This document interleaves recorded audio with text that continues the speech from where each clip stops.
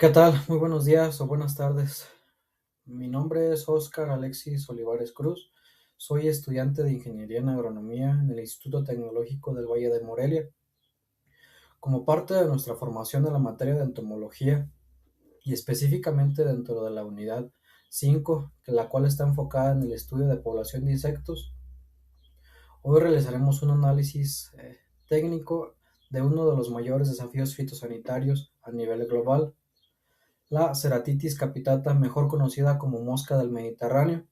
Esto bajo la dirección del docente Sebastián Sánchez Suárez. El objetivo de esta presentación es entender su dinámica poblacional para proponer soluciones de ingeniería que protejan nuestra productividad agrícola. Sin más, comenzamos. Para abordar cualquier organismo desde la agronomía, debemos conocer su origen biológico. La clasificación taxonómica de esta especie es la siguiente: orden Diptera, familia Terfiridae, género Ceratitis, especie Ceratitis capitata. Esta estructura jerárquica nos permite identificar que estamos ante un díptero cuya relevancia fitosanitaria es crítica para el comercio internacional. Continuando con el análisis, entramos en las características morfológicas generales. Los adultos presentan una longitud que oscila entre los 4 y 5 milímetros. Fisiológicamente destaca la coloración de su tórax, el cual presenta una base blanco-crema contrastada con un patrón complejo de manchas negras. Sus alas son membranosas y exhiben bandas pigmentadas en tonos amarillos, cafés y negros. Finalmente, el dimorfismo sexual es evidente. La hembra está equipada con un oviscapto robusto para la ovoposición, mientras que el macho se identifica por sus setas cefálicas romboides, las cuales le confieren esa característica de forma capitada que da el nombre a la especie. Como ingenieros, nuestra capacidad de diagnóstico debe ser integral, identificando al insecto en todas sus fases. En la fase del huevo, esta estructura es elíptica, de color blanco perlado, que se inserta debajo de la piel del fruto. Se depositan entre 300 y 600 huevos por vida de una mosca adulto. La larva es veriforme, apoda y atraviesa 3 estadios mientras se alimenta de la pulpa utilizando su esqueleto cefaloríngeo con ganchos negros. En la fase de la pupa presenta una forma cilíndrica de barril con una coloración café dorada. Se desarrolla en el suelo a una profundidad de 2 a 5 centímetros. Identificar estas etapas es clave para interrumpir su ciclo biológico antes de la emergencia de los huevos adultos.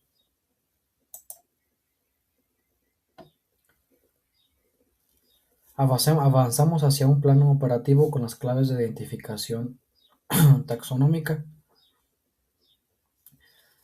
Dentro de la figura A tenemos la morfología general de una hembra. En la figura B tiene el detalle del oviscapto, el órgano especializado para la inserción de huevos en el tejido del fruto. En la figura C expone el patrón alar, con sus bandas amarillas y negras, características que sirven para el diagnóstico. En la figura D presenta la clave definitiva para los machos, la identificación por sus setas cefálicas modificadas o capitadas. El dominio de estas claves permite emitir un diagnóstico certero basados en rigor científico. La relevancia de esta plaga es crítica, siendo de importancia cuarentenaria mundial. Su presencia genera un impacto severo en las divisas debido al cierre de mercados que ésta provoca. Cierre de mercados en regiones como Estados Unidos, Japón o Europa, además de los costos operativos de producción, los cuales se incrementan entre un 20 y 30% debido al aumento de labores de vigilancia. En México, actualmente, mantiene un estatus de ausente o erradicada, lo cual es un logro que debemos proteger bajo la vigilancia epidemiológica constante.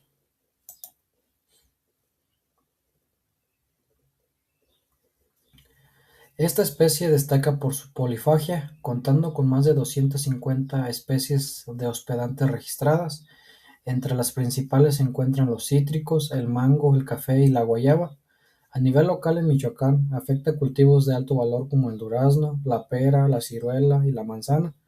Los daños inician con la oposición y culminan con la formación de galerías por sus larvas en la pulpa, comprometiendo la integridad del fruto hasta lograr su caída. El ciclo biológico es fundamental para entender cuándo intervenir. Como primer paso tenemos la ovoposición. La hembra adulta clava su oviscapto en la fruta y puede depositar desde 300 a 600 huevos en toda su vida. En la fase larval, las larvas provocan la maduración prematura y pudrición del fruto. La pupación, las larvas abandonan el fruto caído para enterrarse en el suelo. Y la emergencia, finalmente emergen como moscas adultas con una longevidad de hasta 90 días para reiniciar su ciclo.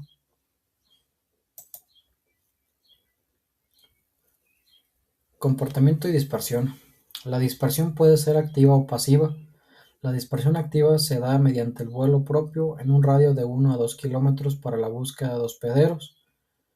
Por otro lado, la dispersión pasiva o anémocra aprovecha las corrientes de aire para trasladarse a largas distancias y estos pueden alcanzar hasta los 20 kilómetros. Todo esto gracias a sus alas membranosas, el cual son el motor de esta gran capacidad de invasión territorial.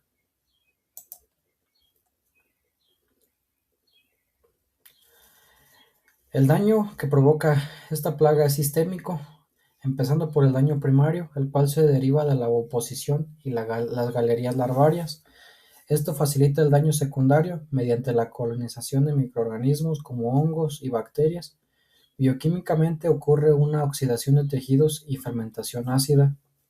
Finalmente, el impacto fisiológico deriva en la abscisión o caída prematura del fruto, provocado por la liberación de etileno ante el estrés del ataque. Para el monitoreo etológico, la trampa Jackson es nuestro estándar de detección temprana. Su función es la detección y delimitación de poblaciones en machos, el cual se utiliza una atrayente sexual o feromona sintética. Su gran ventaja radica en que es muy específico y es muy sensible ante bajas poblaciones y nos funciona como una alerta temprana de esta plaga. Complementariamente empleamos la trampa MC-Fail para la captura de hembras adultas, la cual permite evaluar el potencial reproductivo.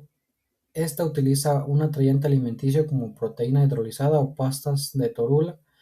El mecanismo es de invaginación, el cual atrapa a las hembras mientras éstas buscan nutrientes para madurar sus huevos. Y esta nos da una lectura real del riesgo de población en el huerto. Ambas trampas nos dan la, la medición o los datos para poder hacer el cálculo del índice de moscas trampa por día, el cual es una variable cuantitativa que rige pues básicamente todas las decisiones fitosanitarias acerca de esta plaga, el cual se rige por la siguiente fórmula. La fórmula donde M es el total de ejemplares, T el número de trampas y D los días de exposición. Por ejemplo, capturar 2 moscas en 20 trampas durante 7 días resulta en un índice de 0.014, un dato preciso que nos ayuda a determinar el nivel de intervención técnica.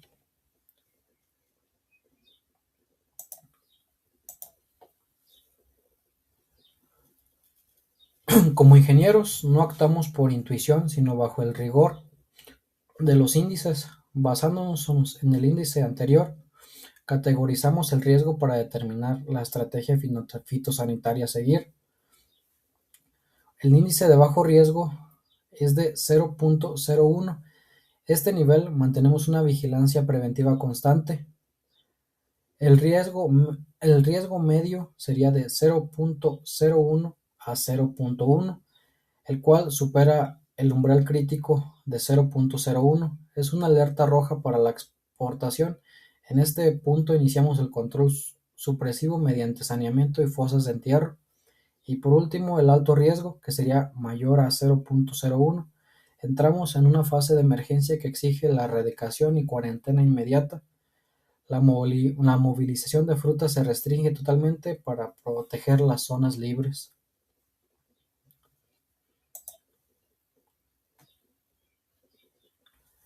El manejo integrado de plagas es la evolución de la sanidad vegetal, alejándose de las aplicaciones químicas masivas para adoptar un enfoque sistémico. Se fundamenta en tres pilares estratégicos. Primero, umbrales económicos. En este caso evaluamos si es rentable actuar basándonos en el costo del daño frente al costo del control. En el paso número 2 sería el mínimo impacto ambiental. Priorizamos métodos que protejan la biodiversidad y a los polinizadores ya existentes. Y por último, la sostenibilidad. Buscamos soluciones que funcionen a largo plazo sin generar resistencia en la plaga. La clave es integrar la integración armónica de tácticas culturales, biológicas y químicas. Comenzamos con el control cultural, el cual es la base de la pirámide y la herramienta más rentable para romper el ciclo biológico de la mosca. La acción principal es el saneamiento del huerto, que consiste en recolectar semanalmente toda la fruta del suelo y la remanente en el árbol, para así poder eliminar los sitios de pupación. Toda la fruta infestada debe destruirse en una fosa de entierro reglamentaria. Esta debe de tener una profundidad mínima de 50 centímetros. El proceso técnico consiste en colocar capas sucesivas de frutas seguidas de capas de cal para inhibir la pupación y finalmente sellar con tierra compactada.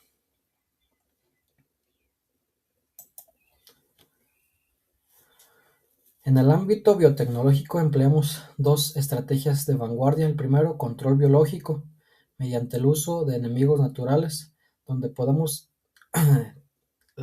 tener la presencia o la introducción de parasitoides, el cual nos pueden servir para atacar los estadios larvarios dentro o fuera del fruto.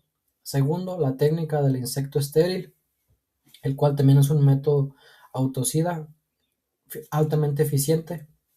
Este proceso inicia con la cría masiva en condiciones estériles, seguida con la irradiación de cobalto 60 para esterilizar a los machos. Al liberar masivamente estos machos irradiados, estos compiten y copulan con las hembras silvestres.